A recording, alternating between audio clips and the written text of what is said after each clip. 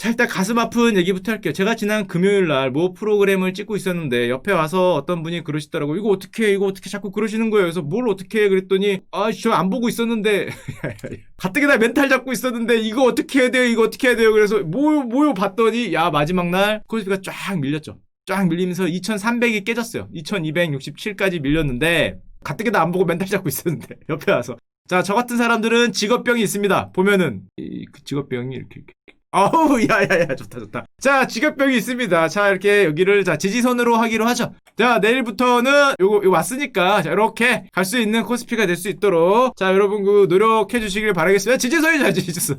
물론 어떻게 그리에 따라 다르겠지만 뭐 이렇게 그릴 수도 있죠. 야, 깨졌다. 뭐 이렇게 그릴 수도 있지만 사람마다 다르겠지만 뭐 기영이는 그리기 나름이니까 우리 희망상을 바탕으로 자, 이렇게 이거 아니지. 이렇게 그리도록 하겠습니다. 자, 이게 제가 사실 그 전날에 S&P를 보면서 큰일 났다. 이 S&P가 사실은 큰일은 아니죠. 이 정도 움직임은 언제나 움직일 수 있는 거니까. 하지만 3% 정도가 빠지면서 머리가 새하얘지면서 잠깐만 이 사태를 어떻게 해야 되나 이런 생각과 동시에 그때 당시에 저거보다 더 심각하게 움직이는 게 있었어요. 이게 뭐냐면은 오일입니다. 오일 가격이 우리 연초에 슈카월드를 반짝반짝 빛냈던 연초에 거의 한 자리대 6불 심지어 선물은 마이너스 가격을 찍은 다음에 이렇게 올랐다가 조금 심상치 않게 내려오고 계시잖아요. 이게 설마 이렇게는 안 되겠지. 에이, 설마 이게 이게 대박혀 이렇게 오면 안 되고요. 자, 여기쯤에서 반등해 주기를 기대하지만은 지금 살벌하게 좀 빠지고 있습니다. 게다가 가슴이 아픈 건 주식이 이 정도 빠지는 건 사실은 제 솔직한 마음으로는 무슨 얘기를 했었냐면은 이런 얘기를 했어요. 아니, 주식이라는 게 전 잘 모르지만 한 2000에서 2000 한 3,400은 왔다 갔다 할 수 있는 거 아니냐. 언제나 여기까지 이렇게 빠지면 이제 정말 많이 빠지는 걸 할 수 있는데 이 정도는 변동성이 충분히 있는 거 아니야? 라고 얘기는 당당하게 드렸지만은 사실은 이렇게 스마트폰 꺼내서 이렇게 보면서 야, 잠깐만 이런 생각을 잠깐 했지만 정말 가슴이 아픈 건 우리들이 요즘에 너무 많이 사고 있어요. 종합개미가 1.8조를 쏟아부었거든요. 그래도 코스피가 2300이 붕괴가 됐는데 이게 예전하고 차트에 빠지는 느낌이 달라요. 제 개인적인 생각을 말씀드리면 예전에는 주가가 솔직히 이렇게 빠져도 별 걱정 안 했어요. 이런 식으로 빠지거나 아니면 더 빠질 수도 있지, 이렇게 빠져도. 왜냐면은 하는 분만 하고 조금 여윳돈을 하고 아니면은 실제로 주식을 오래 하신 분들이 하고 그랬는데 올해는 상황이 다릅니다. 저희 김동환 소장님하고 얘기했었는데 그 말씀이기도 하지만 주식 차트에 정말 죄송한 얘기인데 피가 묻어 있어요. 제가 보기에 더 빠지면 옛날하고 달라요.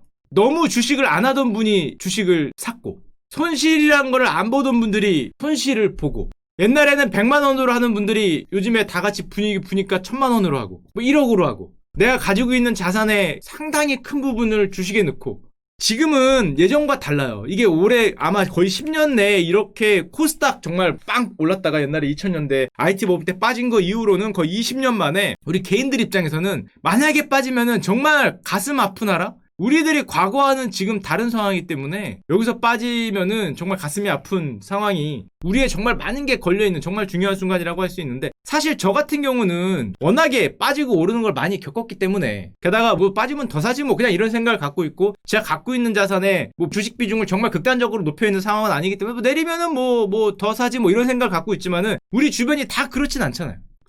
정말 좀 위험하면서도 주식 차트에서 이렇게 어떤 혈흔이 느껴질 정도의 그런 느낌을 받는 거는 거의 처음이라고 할 수 있는데 자, 게다가 이 코스닥 같은 경우에는 지금 빗투라 그러는데 빗으로 코스닥을 많이 사셨죠. 그래서 반대 매매가 좀 늘어나고 있습니다. 반대 매매란 뭐냐면은 너무 많이 빠져서 빌린 돈을 강제로 회수당하는 거거든요. 이 증권사에서 반대 매매를 해요. 미수금을 있으면은 내 돈은 1000만 원밖에 없는데 3000만 원을 빌려서 4000만 원짜리 투자를 하다가 한 20%만 빠지면은 내 돈이 다 없어지는 순간에 근처에 가면은 증권사가 강제로 팔잖아요. 그래서 반대 매매가 늘어나고 있어요. 이게 되게 쉽게 얘기하지만은 반대 매매를 한번 당해보면은 그 쓰라림은 정말 상상할 수 없어요. 한번 당해보면은 이게 이렇게 늘어나는 게 얼마나 슬픈 일인지를 알 수 있습니다. 저 증권사 했을 때 제가 직접 전화한 건 아니지만 저희 옆팀이 이 반대 매매할 때 전화를 하거든요. 그 스트레스가 이루 말할 수 없어요. 전화하는 사람의 스트레스가. 고객님 죄송합니다. 지금 고객님의 계좌에 있는 거를 저희가 내일 아침에 시가로 던질게요. 이 얘기를 해야 되는 거 아니에요. 오늘 5시까지 얼마를 넣지 않으면은 1000만 원이면 1000만 원, 500만 원, 500만 원 넣지 않으면은 반대 매매를 던지겠습니다. 이걸 말하면은 이 반대편에 있는 사람이 곱게 얘기를 할 리가 없잖아요. 내 걸 지금 던지겠다는데. 던지면 내 많은 재산이 날아가는 거잖아. 게다가 500만 원, 1000만 원 이런 건 상관없는데 5억을 던지겠습니다. 7억을 던지겠습니다. 심지어 이게 주식이면 괜찮은데 이게 해외 선물 같은 거. 그러니까 아침에 호가가 없을 수도 있어요. 아니면 지금 굉장히 빠지고 있어. 내일 아침에 던지겠습니다. 이거 어디에 던질지도 모르는 거예요. 아니면 돈을 더 넣어 던져. 근데 직원 입장에서 할 수 없는 게 그게 규칙이잖아. 룰대로 해야 되는데 그걸 던지는 사람도 정말 가슴이 아파요. 어떻게 하겠어요? 한번 당해보면은 이거 정말 슬픈 일이라고 할 수 있는데 지금 반대가 늘어나고 있다는 거는 굉장히 좀 가슴이 아픈 상황이고 와, 그 전화를 하는 사람들의 스트레스를 여러분들이 알아주셔야 돼요. 진짜로. 그 받는 여러분들도 굉장히 가슴이 아프겠지만 이 전화하는 사람들은 너무 하기 싫어해. 여러분 같으면 거 전화하고 시켰어요. 고객님 죄송합니다. 고객님의 계좌를 내일 던지겠습니다. 이 얘기를 하는 게 좋은 말. 고객님 당첨되셨습니다. 축하해요. 선물 드릴게요. 이 전화는 누구나 하고 싶어 하는데 고객님의 계좌를 날리겠습니다라는 전화는 와, 이거 진짜 AI 시켜야 돼. 로봇 시켜야 돼. 나중에는 이게 진짜 좋은 소리가 안 나오기 때문에. 자, 그렇고 게다가 우리 같은 경우에 지금 주식을 반강제적으로 하고 있는 형들이 많잖아요. 저는 그래서 주식의 동학개미 운동이라는 게 어떻게 보면은 가슴 아픈 꼭 올라야 되는 운동이야. 내 계좌 때문이 아니라 내 삼성전자. 야, 삼성전자 진짜 너무한 거 아니야? 잠깐, 삼성전자 얘기를 안 했구나. 아니, 삼성전자 어떻게 60층에서 그게 이틀을 못 가냐? 이거 좀 이따 얘기하겠습니다. 아니, 양심이 없는 거 아니야? 아니, 어떻게 이틀을 못 가? 이틀을 넘었다 싶더니 지금 뭐 57층인가? 야, 이게 하여튼 뭐 그런데 조금 이따 얘기를 하고요.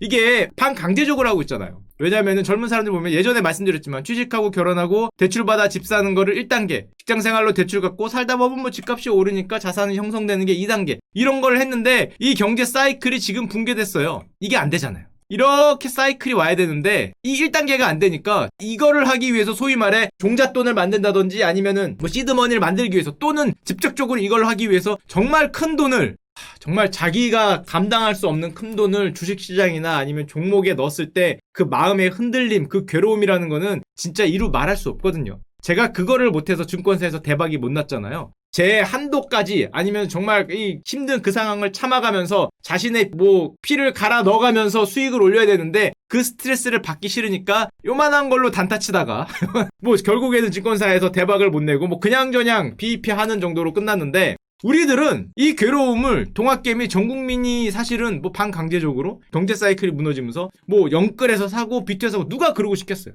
영끌에서 사고 비투에서 사고 이래갖고 정말로 이게 2배 3배 레버리지 일으켜서 거기에서 희열을 느끼는 분들은 소수예요. 거기서 희열을 느끼면은 여러분들 트레이더 하시면 됩니다. 내 재산이 100인데 100을 더 빌려. 이게 비투잖아요. 그래서 200으로 주식시장에 넣어, 바이오에 넣어. 너무 기뻐. 와, 씨, 오른다, 야, 빠진다. 이게 너무 기쁘고 즐겁고 보는 게 정말 그런 분 있어요. 조이다, 조이. 이게 삶의 즐거움이야. 이게 얼마나 즐거운지 이런 분들 있습니다. 진짜 있어요. 신기한데 있어. 형 망했는데 그래도 웃어. 이런데 괜찮아. 받고 더 가. 이래서 100을 더 넣어. 형 그러다 인생 어떻게 되는 거 아니야? 에이 뭐 괜찮아.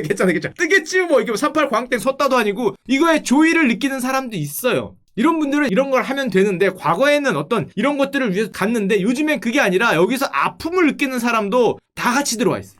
특히 빅히트 같은 경우에 특히 뭐 환불 안 돼요 이런 루머가 많이 돌아다니는 게 주식을 기존에 안 하던 분들이 많이 한 거잖아요. 빅히트, BTS의 이름만 보고 여기에서 빅히트의 시가총액이 10조입니다. 아니면 빅히트에 들어간 지금 많은 기관 돈들이 한 달 뒤에는 다 매물로 나올 것 같아요. 애널리스트들이 얘기하는 시가총액이 작은 사람은 4에서 5조, 비싼 사람은 7에서 8조를 봅니다. 10조를 넘어가기 위해서는 추가적인 뭐가 필요합니다. 뭐 위버스가 잘 된다든지 아니면 실제로 오프라인 공연이 돼서 정말 대박이 난다든지 제2의 BTS가 등장해야 될 것 같아요. 이런 말을 해도 그것보다는 BTS가 주는 우리한테 더 꿈과 희망 아니면 더 친숙함이 앞서기 때문에 사실은 주식 같은 걸 잘 안 해본 분들이 들어갔을 가능성이 굉장히 높아요. 그래서 다른 모든 주식보다 삼성전자가 빠지는 것보다 BTS 가격이 하락하는 게 가장 슬픈 일이에요.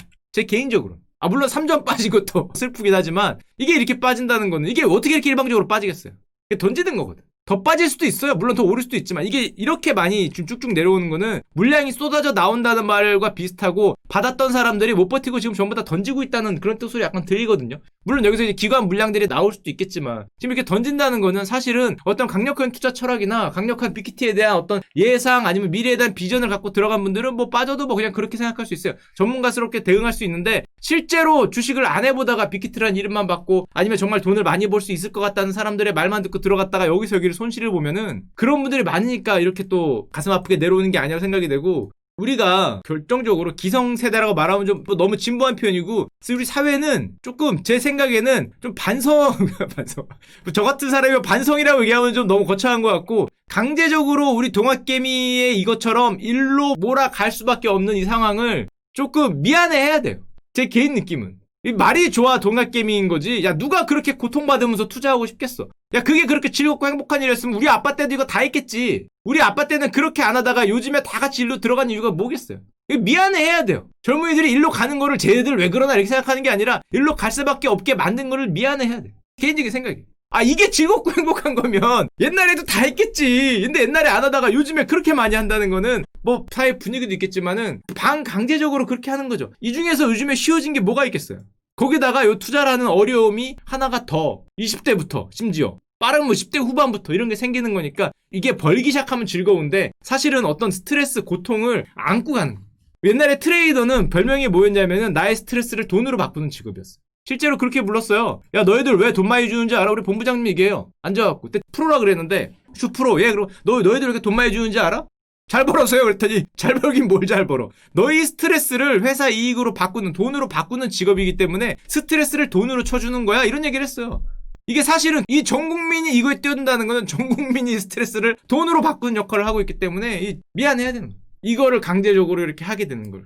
개인적으로 그렇게 생각을 하는데 이 중에서 쉬워진 게 뭐가 있겠어? 입시 쉬워졌나? 제가 입시는 쉬워졌지 않냐고 얘기했더니 정말 화를 내시더라고요. 아니, 옛날에는 수능 100만 명이 봤어요. 근데 요즘에는 몇만 명이 30만 명, 40만 명 보니까 쉬워지지 않았어요. 그랬더니 정말 벌컥 하면서 화를 내시더라고요. 요즘에 얼마나 입시가 뭐 복잡해지고 어려워지고 뭐 말이야 뭐 이렇게 해서 죄송합니다 하면 기억이 나는데 하여튼 뭐 입시는 뭐 안 쉬워진 걸로 하고요. 뭐 비슷하니까 경쟁은 더 치열해졌을 수도 있으니까 연애 어려워졌다.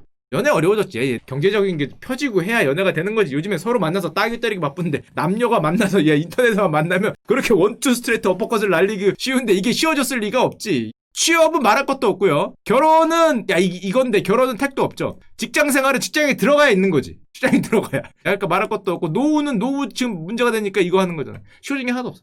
이것만 더 생겼죠. 이것만. 그래서 동학개미운동은 제 개인적으로는 정말 어떻게 보면은 물론 좀 필요한 운동인데 너무 급격하게 이렇게 되는 거는 이제 좀 슬픈 우리 자아상을 보는 거라고 할 수 있는데 우리나라뿐만의 문제는 아닙니다. 예를 들면 이런 거죠. 전 세계 밀레니얼 Z세대 이제 20대 30대들은 절반 이상이 재정불안 스트레스에 갖고 있다. 이거 지금 미국 CNBC 미국 대상으로 사실 한 건데 미국 밀레니얼의 77%가 재정불안을 호소하고 있다. 스트레스 미국도 똑같죠. 뭐 로빈후드 뭐 이런 거 하니까 똑같은 거죠. 결론적으로 말하면 우리 근로소득으로 되는 것과 자본소득이 벌어지는데 옛날에는 요만큼 차이였는데 이게 점점 크게 벌어지면서 이제 점점 가랑이 찢어질 듯한 점프를 해야 되는 거예요. 여기서 여기 점프는.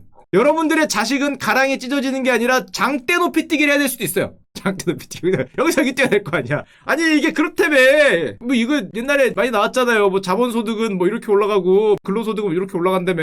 지금 여기서 옛날에 이렇게 점프했는데 이제 이렇게 점프하는 거 아니에요. 이 끝은 뭐 하여튼 뭘 해야 될 거 아니야 저기서. 물론 더 쉬운 방법이 나올 수도 있겠지. 뭐 이게 좀 내려간다든지 근로소득이 올라간다든지 아니면 여기 뭐 중간에 뭐 발판을 만들어내는 뭐 좋은 방법이 있겠지만은 현재 우리는 이렇게 좀 벌어진 상황에 살고 있기 때문에 굉장히 좀 가슴이 아픈 상황이라고 할 수 있고 자 그러면은 이제 이런 거는 지금 한숨 한풀이고 이제 이런 얘기보다는 사실 주식이 좀 왜 요즘에 좀 조정을 받았냐 주식이 사실은 2000에서 2400 움직이는 거는 아까도 얘기했지만은 그런 레인지에서 2000, 2400은 언제나 움직이는 거였는데 요즘엔 더 민감하게 반응할 수밖에 없으니까 좀 보면은 일단 기본적으로 유럽이 주가지수가 하락하고 있습니다. 대표적인 유로스탁스 같은 경우인데 지금 이렇게 빠지고 있죠. 자 근데 뭐 우리 이런 직업병에 따르면 아우 야 다 왔다 아우 야 다 왔다. 아 물론 뭐 이렇게 안 그리고 이 아래로 그리는 분들도 있죠. 야 그럼 이거 아니야? 이렇게 하는 분들 지금 그리겠다는 나름이니까. 아니면은 조금 난 선천적으로 낙천적이지 않다. 그럼 이제 이렇게 그리는 분도 있어요. 이렇게.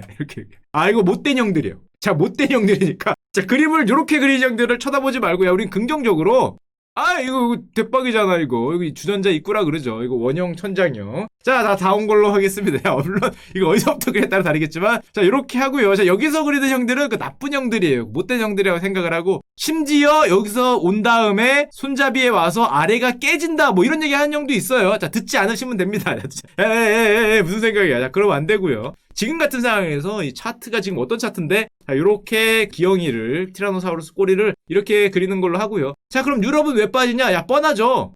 얘네들은 답이 없어. 도대체 왜 그러는 거야? 아니 이런 말 하면 안 되지. 정신없어? 야 이게 뭐야 이게 미친 야 이게 코로나 그렇게 왔을 때 8,000명 7,000명 하던 게 지금 3만을 넘어가면 뭐 하는 거야? 코로나 바이러스를 팔에 주입시키나? 전부 모여서 할로윈 파티 하는 거야? 아니 이게 어떻게 이렇게 될 수 있어요? 코로나가 왔던 게 여기에요. 아니 여기는 이런데 어떻게 지금 위치가 이탈리아는 뭐 이게 3만이요? 좀 있으면 이렇게 할 것 같아. 프랑스는 5만 넘었다 그러죠. 게다가 이런 일이 벌어지니까 유럽에서 봉쇄 얘기가 나오고 있어요. 또 다친다. 코로나 때 한 번 다쳤죠. 프랑스, 독일이 다시 봉쇄에 나섰다. 프랑스는 실제로 발표를 했습니다. 2차 봉쇄 조치라고 하는데 봉쇄 조치는 뭐냐? 우리나라 말로 하면 3단계 뭐 그런 거죠. 3단계보다 조금 더 심한 것 같아요. 뭐가 더 심하냐? 여기 보시면은 뭐 술집, 식당, 뭐 비필수 업종 문을 닫는 거 이걸 넘어서 뭐 학생들 학교 뭐 이런 걸 넘어서 뭐가 있냐면 심지어 밤 뭐 넘어가면은 외출을 못 한다.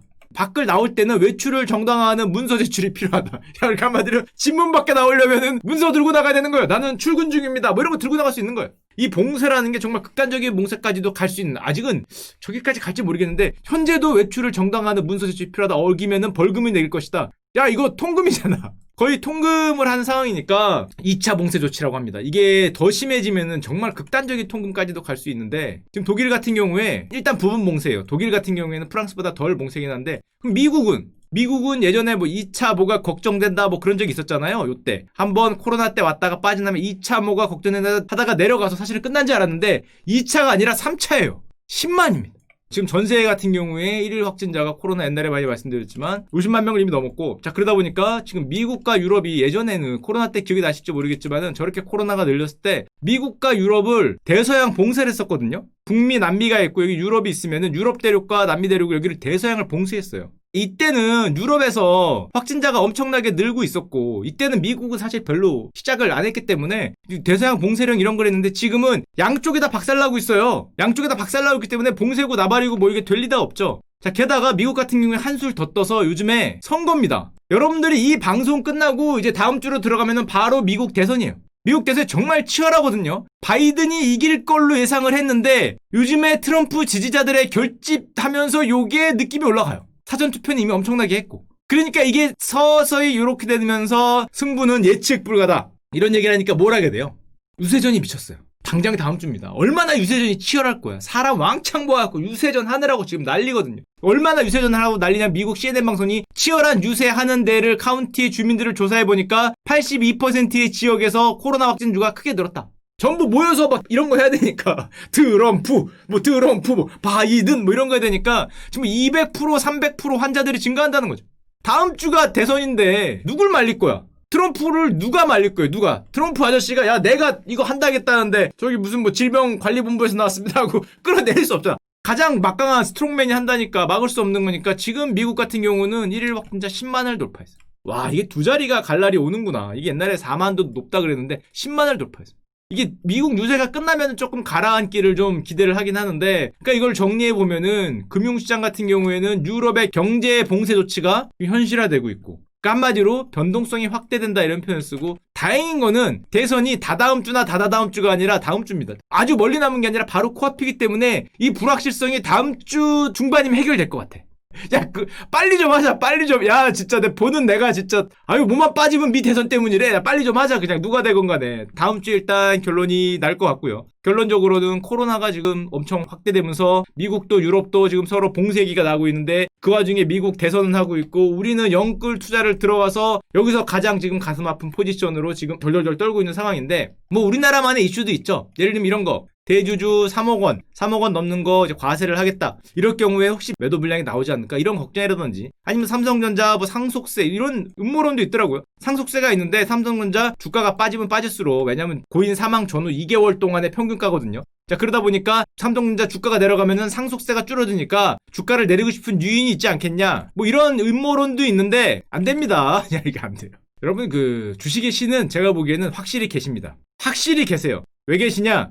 여기가 60층이거든요. 와, 내가 산 지점이 저항선이란 말이 있죠. 내가 판 곳이 지지선이란 데가 있어요. 여러분들은 그 삼성전자를 물리기 싫으면 야, 아니 이게 어떻게 이럴 수 있지? 이게 뭐야 이게? 4번이나 쳤어. 이때는 진짜 갈 줄 알았는데 뭐 그런 거 없었고요. 그래서 기가 막힌 저항선을 형성하고 있는데 하여튼 뭐 그래 다시 돌아왔습니다. 괜찮아요. 뭐 언제나 안 물렸었나? 뭐 괜찮아요. 뭐 여기니까 뭐 이 정도 어디에서 여기 이런 것도 있으니까 설마 여기까지만 가는 거. 야, 여기는 안 됩니다. 여기는 상상할 수 없는 데고. 자, 그런 상황이 있기 때문에 자, 그러면은 일단 다음 주 대선을 어떻게 예상하고 있냐? 제가 애널리스트 형들 예상하는 걸 뽑아왔거든요. 뭐를 예상하고 있는지. 자, 일단 대신증권 형의 뷰를 보면은 자, 이게 트럼프 승리고 바이든 승리예요. 뒤에 거는 뭐 빼기로 하고 상원 하원 나눈 건데 트럼프 승리, 바이든 승리, 중장기 증시 강세. 자, 중장기에는 오른다고 합니다. 누가 되던 간에. 자, 단기 변동성 확대. 트럼프 승리. 바이든 승리? 변동성 확대인데 변동성 슬래시하고 조정폭 확대. 밀린다는 거죠. 바이든이 밀리는 거고 트럼프는 변동성은 확대긴 한데 조정폭이란 말이 없는 걸 보니까 변동폭은 위로도 변동이 가능하니까 트럼프 승리가 조금 낫다 뭐 이렇게 보시는 것 같고, 물론 우리 이경민 형님의 의견이 이런 게 있어요. 정치적 이슈 이벤트가 주식시장 추세를 결정하지 않았기 때문에 단기적이고 또 미국 대선이 한국 증시에 그렇게 장기적으로 영향을 미치지 않았다 이렇게 흔들리다가 제 갈 길 간다라는 얘기인데, 다른 분들의 의견을 좀 봅시다. 우리 현대차 증권의 이창환 형님의 의견은 트럼프 재선 긍정적. 야, 트럼프 재선이 긍정적이란 말은 바이든 재선은 아니라는 거잖아. 야, 그래? 바이든과 트럼프가 뭐가 다르기에 저거를 저렇게 얘기하시냐 봤더니, 바이든 같은 경우에는 법인세율을 21%에서 28%로, 미국입니다, 확 올리겠다. 트럼프는 법인세율을 낮췄죠. 그리고 바이든 같은 경우에는 개인소득세율을 지금 이렇게 올리겠다. 트럼프는 개인소득세율을 낮췄죠. 그러니까 여기는 감세고 여기는 증세이기 때문에 기업 입장에서는 감세가 좋다 뭐 이런 의견을 피는 것 같은데, 단기적인 거고 꼭 이거에 따라서 뭐 결정되는 건 아니니까 뭐 이렇게 보시면 될 것 같고. 자, 그러면은 미국 애들 어떻게 생각하냐? 자, 일주일 후라니까 이제 다가왔죠. JP모건은 트럼프, 골드만삭스는 바이든. 야, 이걸 보면 이게 이래서 세상에 그 주식이 어렵다, 예상이 어려운 거야. 세상에 누가 된다 가정했을 때 주식이 오르는지 내리는지도 얘기를 못해. 이것도 몰라. 소위 애널리스트라는 분들도 트럼프가 되면 오릅니까? 모르는 거예요. 바이든이 되면 오릅니까? 이것도 사실 모르고 의견이 나뉜다는 것 자체가. 왜냐면은 이게 이유가 있어요. 일단 JP모건 형의 의견을 봅시다. JP모건 아저씨는 트럼프가 되면 오른다고 합니다. 15% 급등을 예상한다. 1년 동안. 좋고요. S&P 지수 3,900. 코스피로 치면은 15%면은 2,600, 700 얘기하는 거죠. 거기까지 갈 거라고 예상한다. 이렇게 트럼프가 될 거라고 예상하는 거고, 골드만삭스는 바이든이라고 합니다. 바이든이 돼야 올라간다. 뭐 바이든의 증세 계획은 작은 가속 방지 턱에 불과하기 때문에 이렇게 서로 얘기를 하는데, 이 최악의 시나리오가 있어서 그래요. 무슨 최악의 시나리오가 있냐? 바이든이 됐을 때 대선 불복. 이거는 나라가 혼돈 뭐 그걸로 가는 거잖아요. 혼돈 파괴 뭐 이쪽으로 들어가는 거기 때문에, 바이든이 만약에 됐을 때 설마 하지만 이거 진짜 만약에 백악관에서 안 나오고 문끄댕이 잡고 끝까지 버티면은 정말 군대가 출동해서 전 대통령을 끌어내는 상황이 될 수, 안 나간다는데 어떡하겠어. 뭐 그런 게 될 수도 있기 때문에, 이렇게 되면은 전 미국이 혼돈 파괴로 들어가면서 뭐 주식시장은 아무래도 안정적이야 오르는 거니까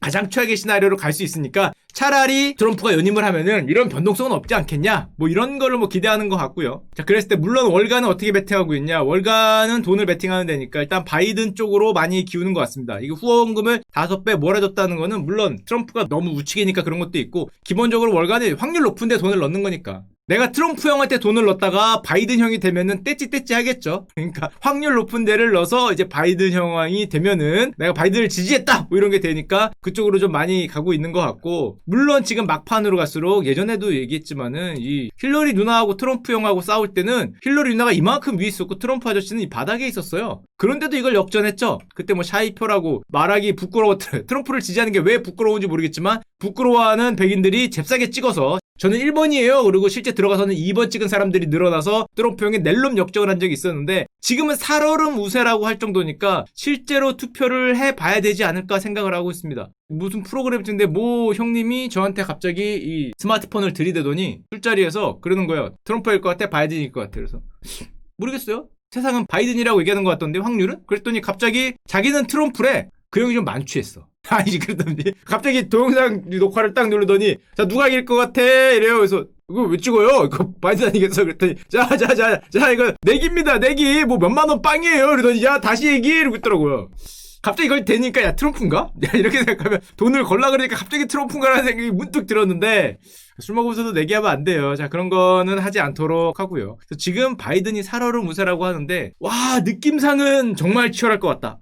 우리 사회가 너무도 이렇게 좀 투자에 극단적으로 가는 게 또 굳이 꼭 좋을 것이냐, 이거에 대해서 어떤 안전망을 좀 생각하면서 너무 젊은 사람들을 한계까지 몰아붙여서 그들이 이렇게 투자를 하고 이 위험, 이 리스크, 이 스트레스를 짊어질 수밖에 없게 만드는 게 그렇게 좋은 일인지에 대해서 개인적으로, 물론 이게 많이 하니까 슈카월도 많이 봐주셔서 감사하긴 한데, 자신의 어떤 하는 일에 더 집중을 하고 자기가 좋아하는 거를 더 많이 하고 내 일을 더 신경을 써야 되는데, 그것보다 이렇게 되도 않는 주가지수 빠지면 어떻고 올라가면 어때 이런 거에 모든 걸 신경을 쓰게 하고 이런 거에 스트레스를 받게 하고 전 국민이 이런 거에 관심을 갖게 하는 것 자체가 그렇게 좋은 것이냐에 대해서는 좀 다시 좀 생각해 봐야 되지 않을까 그런 생각을 많이. 이게 뭐 그렇게 중요한 일이겠어요. 이게 아이템 떨어지는 거하고 똑같은 거지. 올라가고 내려가고 올라가면 내려가고 내려오면 올라가는 게 어떻게 보면 당연한 일인데 이거에 너무 전 국민이 스트레스를 받고 전 국민이 힘들어하는 가뜩이나 안 그래도 힘들어하는 게 많은데 이게 뭐라고 여기에다가 이렇게 노력을 하게 만드는 이 자체가 조금 뭐 미안하기도 하고 좀 슬픈 현상이기도 하고 좀 이런 현상들이 조금 가라앉을 수 있는 그런 쪽으로 가야 되지 않을까. 이게 만약에 정말로 만약에 이렇게 되면은 우리 사회가 어떤 충격을 받을지는 과거하고는 훨씬 더 엄청난 충격을 받을 수 있지 않을까 그런 생각을 하기 때문에 물론 위로 갈 거기 때문에 이런 걱정 안 하셔도 되지만 가겠지. 위로 갈 거기 때문에 이런 걱정은 전혀 안 하셔도 되지만은 하여튼 이런 거에다가 많은 신경을 쓰게 하는 것 자체가 정말 가슴 아픈 일이다 이렇게 생각이 들고 있고요.